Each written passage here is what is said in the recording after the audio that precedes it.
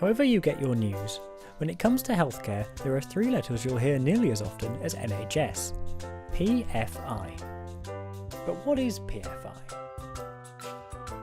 Well, it stands for Private Finance Initiative, and it's basically a partnership between the government and private companies. The easiest way to understand PFI is to think of it as the government's credit card. By partnering with a private company, big financial burdens like new hospitals can be put off for the future.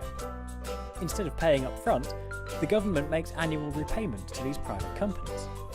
Like any loan though, it's more expensive than paying in one go.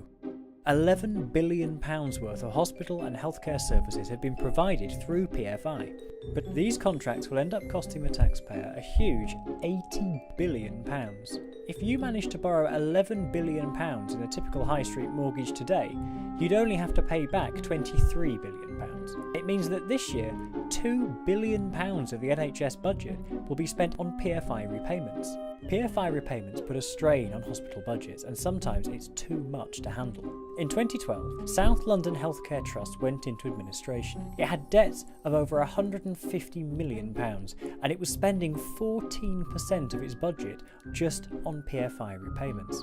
More recently, Bart's Health Trust in London was put into special measures after failing care inspections. It's currently saddled with £93 million of debt, all to PFI.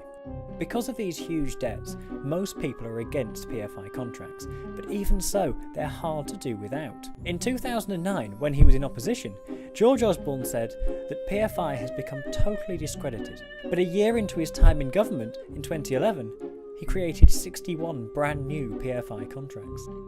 The allure of PFI is easy to see. If you need to build a school or a hospital, you can, and you can pay for it later. For some, PFI contracts are the only option. But with such huge amounts to pay back, can they really be worth it?